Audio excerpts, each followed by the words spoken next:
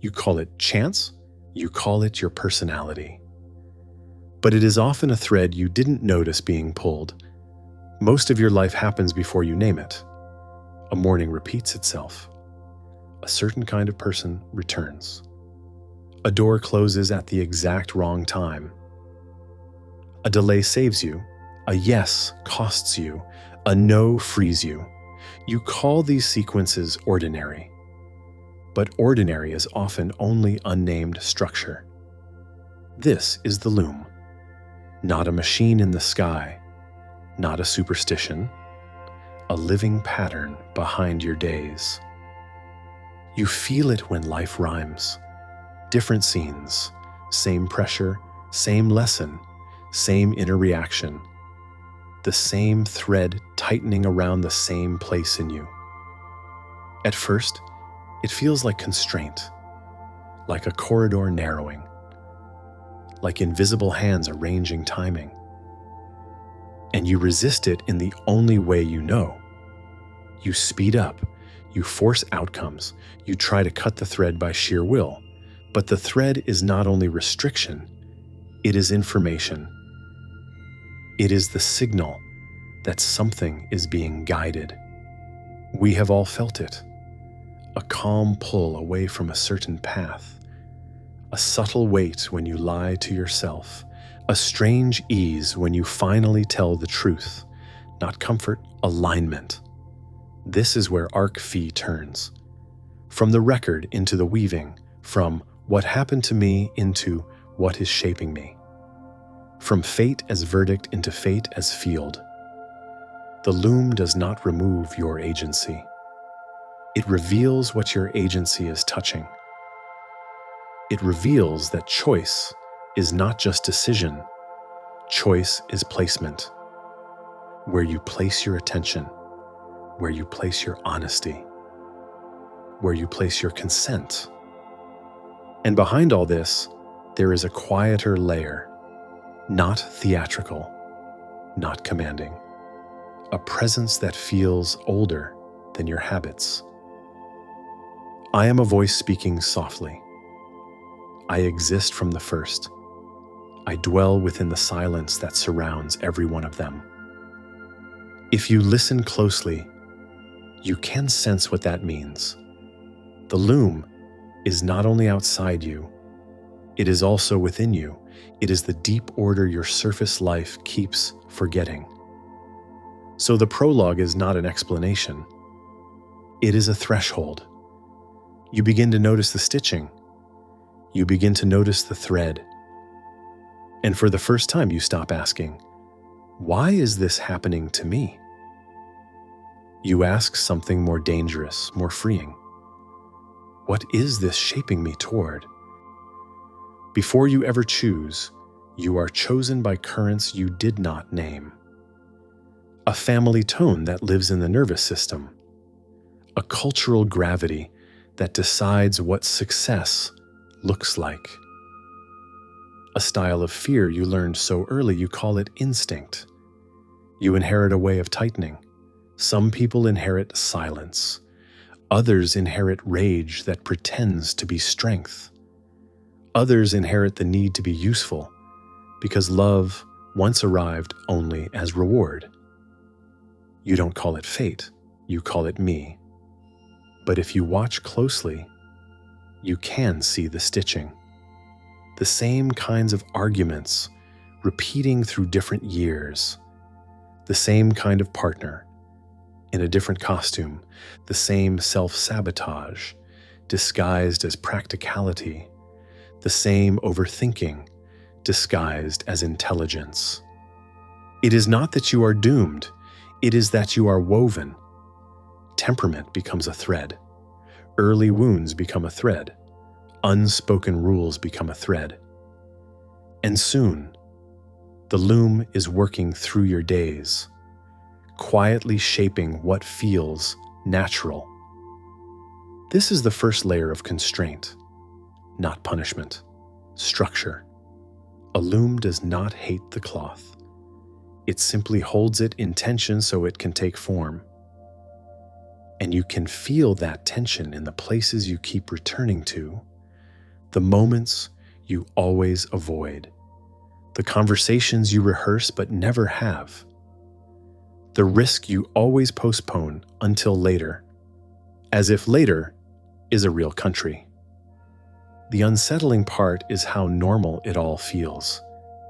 You can spend years inside inherited patterns and think you are making free choices. Because the weave is older than your awareness. It wraps itself around identity and calls itself truth. Then something in you begins to wake. Not dramatic, not loud. You start to notice that some of your decisions were already written. You start to notice that some of your desires are not yours. You start to notice that certain outcomes arrive with the same timing, like a hand pulling the same thread again. And this is where the gospel of truth becomes a mirror. Such is the way of those who have cast ignorance aside from them like sleep. Ignorance here is not stupidity. It is unrecognized weaving.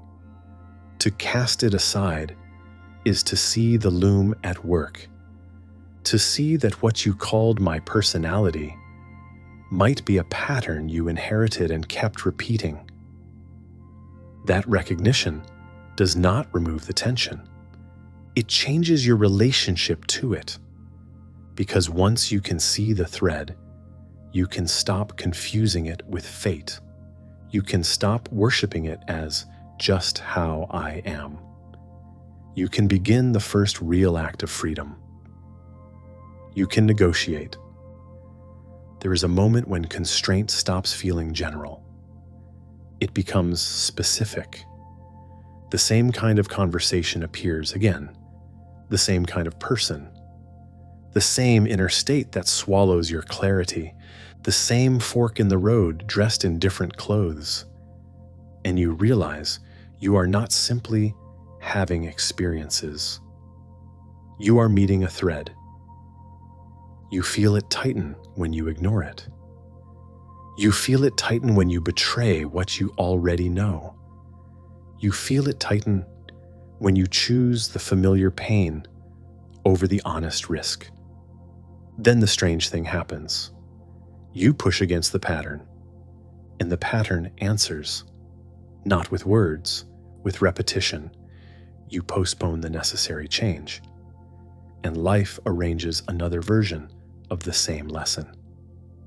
You numb the signal, and it returns louder. You call it bad luck, but it keeps returning with too much precision. This is where destiny begins to feel like dialogue, not a deity you bargain with, not a cosmic judge you appease. A living field that responds to attention, and negotiation begins the moment you stop calling the thread fate and start calling it message. Because the loom is not only outside you, it is also inside you. Your reactions are threads. Your avoidance is a thread. Your honesty is a thread. Every time you repeat the old response, you reinforce the weave. But every time you pause just one breath longer than usual, something loosens. A gap appears, not a miracle, a margin. In that margin, you can do the first real act of agency. You can respond instead of react. Negotiation is not dramatic. It is not a speech to heaven. It is a small, clean refusal to feed the loop. You stop saying yes when you mean no. You stop explaining yourself when you are actually hiding. You stop rushing toward outcomes that make you smaller. And it feels, at first, like tension. Because the loom holds the cloth tight when it is about to be rewoven. The Pistis Sophia describes a cosmic version of this tightening in the language of ascent and thresholds. Were disturbed, their veils, and with their gates, drew away of themselves the veils. and their gates opened one upon another. That is what negotiation feels like internally. Veils shift, gates open. Not because you forced them, because you met the thread with awareness. And once you do that, you begin to sense a deeper possibility. What if the pattern is not a chain? What if it is instruction? What if the loom is not trying to trap you, but to bring you into a higher kind of alignment where your life stops being written by reflex?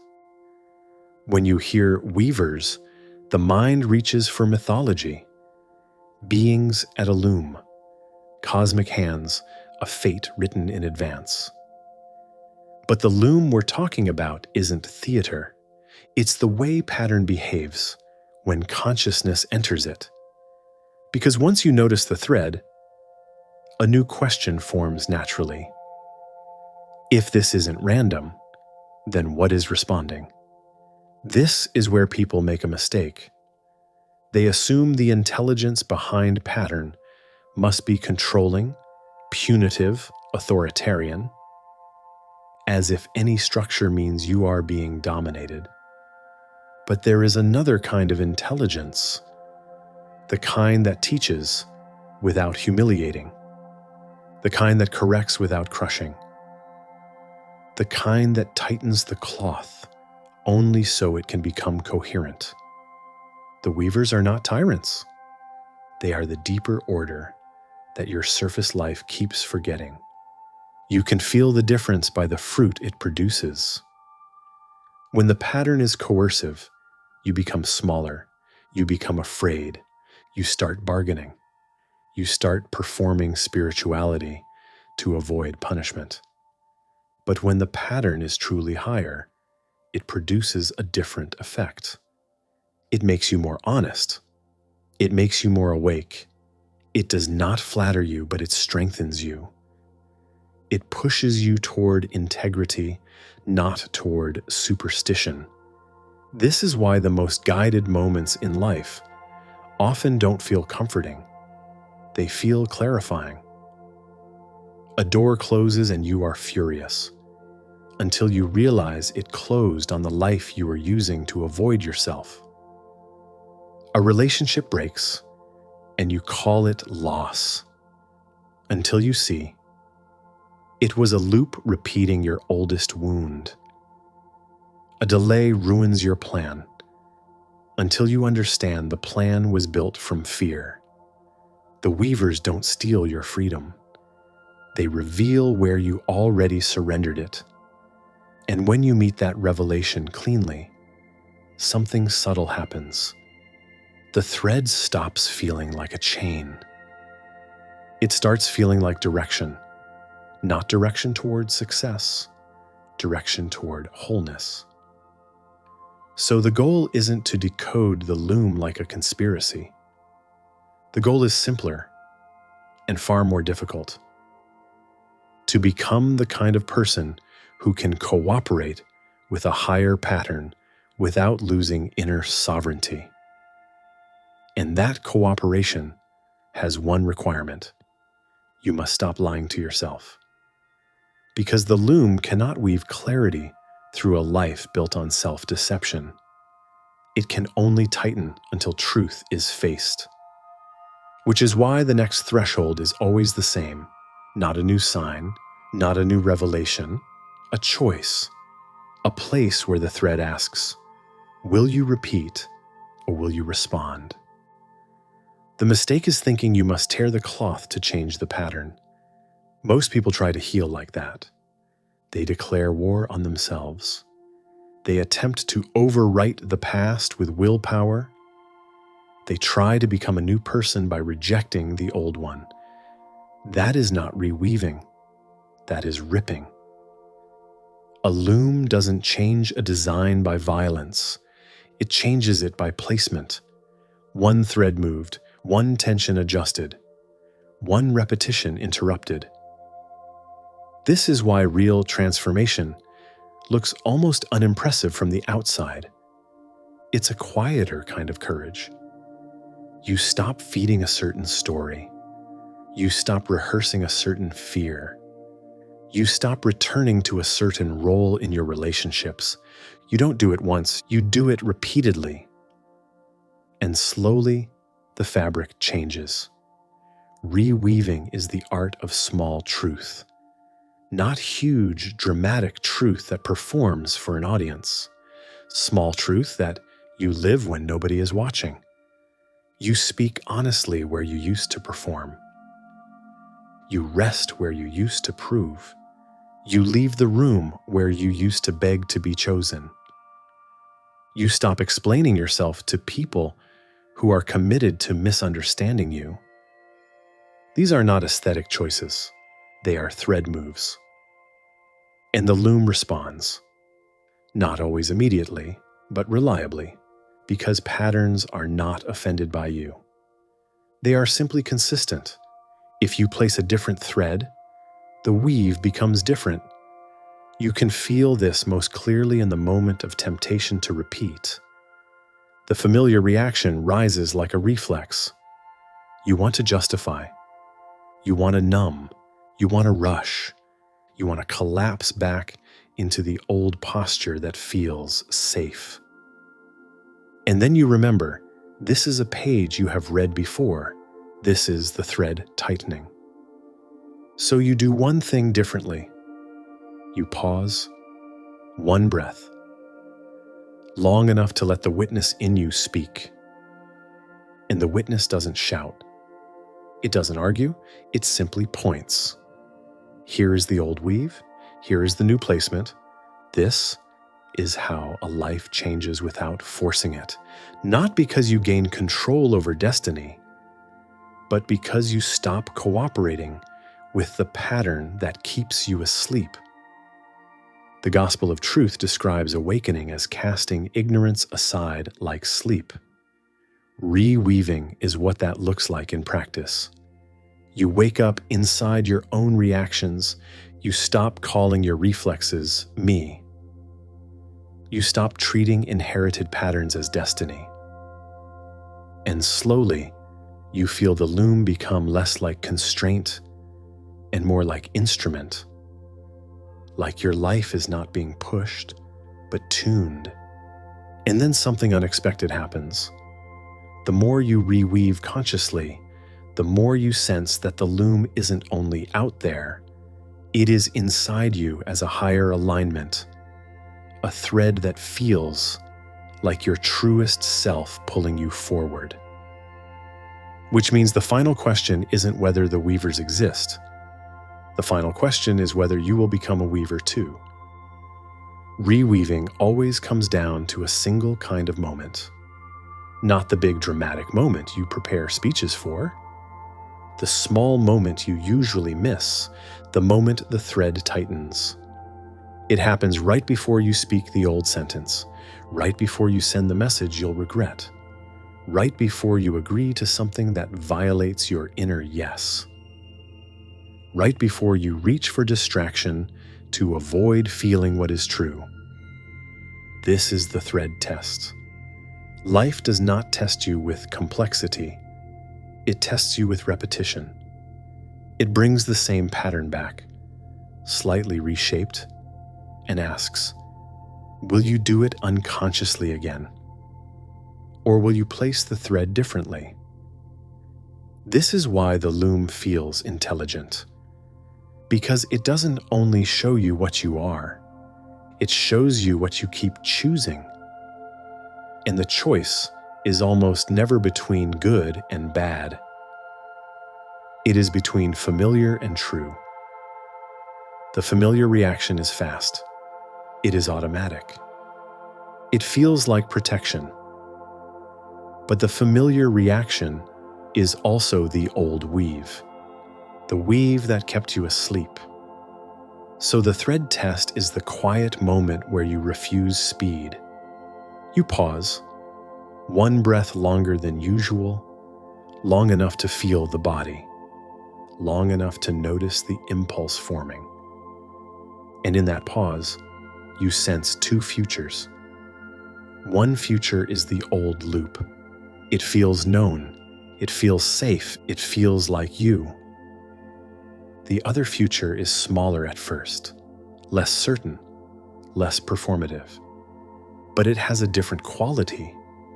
It has coherence. This is where you realize what negotiation really means. You don't negotiate with fate. You negotiate with your own reflex. And the loom responds to one thing above all: honesty. Not honesty as confession. Honesty as alignment. When you act from honesty, the thread loosens. When you act from performance, the thread tightens again. So you start living with a new question, not as a mantra, but as a tool. What is the truest placement here? Not what is easiest. Not what gets applause. Not what keeps the mask intact. What placement makes the weave more real? This is how the loom becomes practical. You stop treating your patterns as personality. You stop treating your reactions as destiny. You begin to treat your day as a series of thread tests. And suddenly, change is no longer mysterious. Because you can see where the weave is written. It is written in tiny decisions. And this leads to the final movement of the episode. If the loom tests you through repetition, then there must be something deeper than the thread test itself. A center point. A way of placing the thread that doesn't depend on perfect moods or ideal circumstances. A still place inside the weaving. A loom only works because something holds steady. The cloth moves, the threads move, the shuttle passes back and forth, but the frame remains. This is the secret most people miss. They try to reweave their lives from inside the motion, from inside mood, from inside fear, from inside urgency. And then they wonder why the pattern returns. Because they never found the still loom. The still loom is not a place outside life. It is a posture inside you that does not change with the day's weather. It is the part of you that can observe the thread tightening without becoming it. You have already felt it in earlier parts. In the pause, in the breath, in the margin where reaction didn't get to decide. That margin is the frame. And once you learn to return to it, reweaving becomes less exhausting. You stop trying to force yourself into a new identity. You stop ripping.